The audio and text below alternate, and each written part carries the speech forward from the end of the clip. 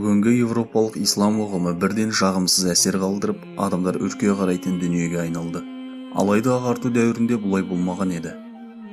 Пайғамбарымыз Мұхаммед, оған Алланың игілігі мен сәлемі болсын, европалық зиялы қауымның ықыласына бөленген тұғын. Европада сонау 16 ғасырда Құранның латын тіліне аударылуы туралы идеяның өзі өте қауіпті еді. Себебі ол кездегі христиандар ислам дініне католиктік шіркеудің бопсалауымен жағымсыз кейіпте қарады. Сол себепті 1542 жылы Базель қаласында жергілікті кітап бастырушы Құранның аудармасını латын тілінде жарияламақ болған ниеті үшін түрмеге қамалған. Алайда Мартин Лютер есімді протестанттық реформатор бұл іске араласып, керісінше Құранның аудармасını латын тілінде басып шығаруды қолдады. Яғни Құранның қатесін тауып, ислам дінімен күресудің бұдан артық жолы жоқ деп сендірді. Нәтижесінде 1543 жылы Құранның аудармасы европалық зиялы қауымға қолжетімді болды. Құранның мазмұнын ұғып, ислам дінін терең зерттеп, онымен күресудің жолын іздеді. Алайда бұл европалықтар үшін күтпеген жағдай болып шықты. Мигель Сервет есімді теолог әрі эрудит Құранның ішіндегі бірқатар аргументтерді алып, бұрмалаушылыққа ұшыраған христиандық ілімді алғашқы монотеистік іргетасына қайтаруды қалады. Ол өзінің христиандықты қалпына келтіру атты трактатында 1553 жылы жазып кетті. Мигель Сервет өзінің осы еңбегінде Мұхаммед пайғамбарды, оған Алланың игілігі мен сәлемі болсын, шынайы реформатор деп жазып, өзінің уағыздарында таза монотеизмге қайтуға шақырды. Серветтің айтуынша, европалық теологтар монотеизм ұғымын бұрмалап, троица туралы негізсіз және иррационалды ұғымды қалыптастырды. Көп замай Мигель Сервет Вена қаласында католиктік инквизициямен тұтқынға алынып, Женева қаласында кітаптармен бірге отқа жағылды. Әрі қарай инквизицияның сұмдықтары орын алды. Ғылым мен шіркеу арасында 2 ғасырға жуық созылған текетірес пайда болды. Нәтижесінде католик шіркеуі жеңілді. Сөйтіп Европада діннен азаттық алған дербес ағарту дәуірі басталды. Алла қаласа оған жеке бөлім арнаймын. Ағарту дәуірінде ислам дінін түсінудің жаңа толқыны басталды. Европалық зиялы қауым өз еңбектерінде Мұхаммед пайғамбарды, оған Алланың игілігі мен сәлемі болсын, қаһарман сипатында дәріптеп, ислам дінін таза монотеизм деп қабылдап, Құран кітабын жаратушының сөзі деп мойындады. 1734 жылы британдық шығыстанушы Джордж Сейл Құранның ағылшын тіліндегі жаңа аудармасын жасап шықты. Джордж Сейл Мұхаммед пайғамбарды, оған Алланың игілігі мен сәлемі болсын, дәріптеп, ертедегі ашкөз һәм бұзақы шіркеу саясатын сынға алды. Сейлдің аудармасы Англияда кең таралып, Мұхаммед пайғамбарымыз, оған Алланың игілігі мен сәлемі болсын, құрметті символға айналды. Ағылшын тіліндегі Құранның аудармасы ақш-тың негізін құрушылардың бірі және оның 3-ші президенті Томас Джефферсонның қолына түседі. Ол 1765 жылы Виргиния штатындағы Уильямсберг қаласындағы кітап дүкенінен сатып алады. Джефферсон мұсылмандардың қасиетті кітабымен танысқан соң, Құран оған конфессиялық шекарадан шығатын философиялық деизмді ұғынуға көмектесті. Джефферсонға тиесілі Құранның нұсқасы қазіргі конгрестің кітапханасында сақтаулы тұр. Мұсылман шенеуніктердің конгресс алдындағы адалдық антын қабылдау үшін әлі күнге дейін қолданылады.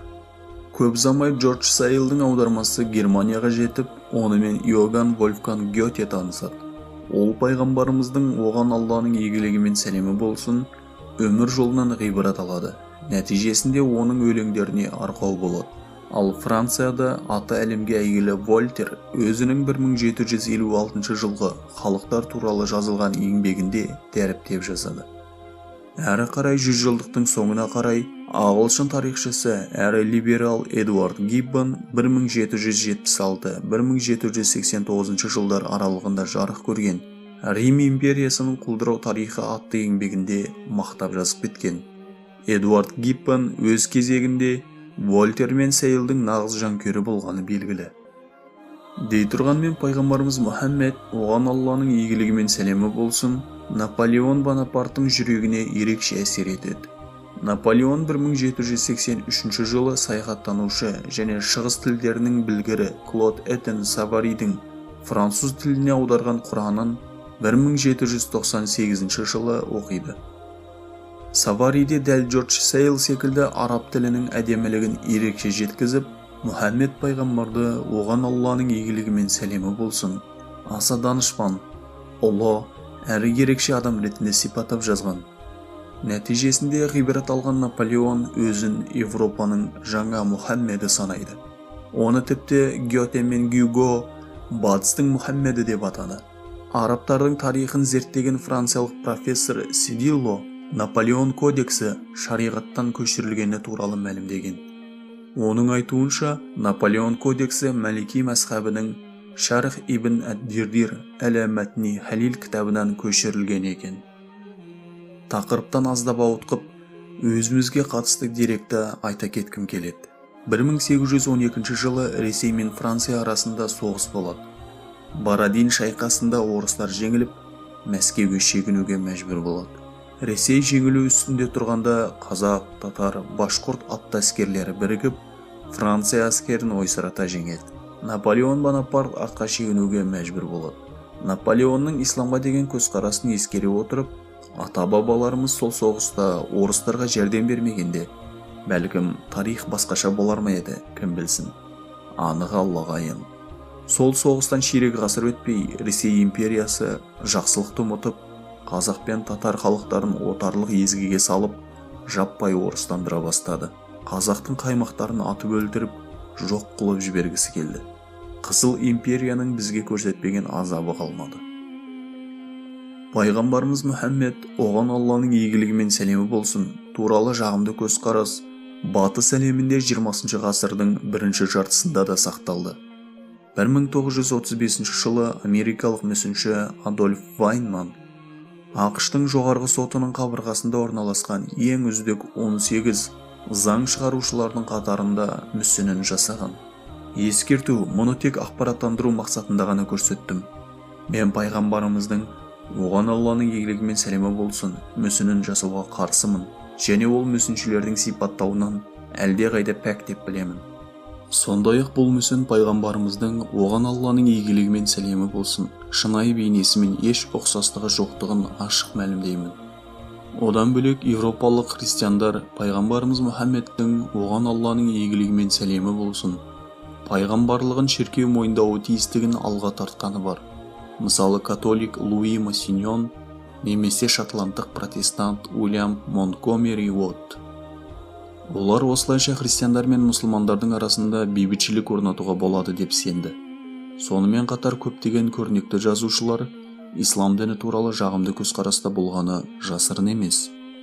Алла қаласа бұған келесі бөлімде тоқталамын. Алайда 20 ғасырдың екінші жартысынан кейін кейбір зұлым күштер батыс елдерінің жаппай ислам дініне өтуінен қорқып, оған әдейі қастандықтарды қолдан ұйымдастырды. Бұған дәлел дәйектер жетерлік.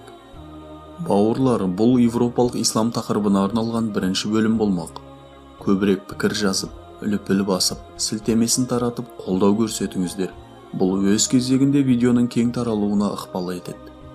Міндетті түрде видеодан алған әсерлеріңізді жаза кетіңіздер. Бұл маған мотивация береді. Алла қаласа жақын арада екінші бөлімін шығарамын. Алла күш-қуат берсін.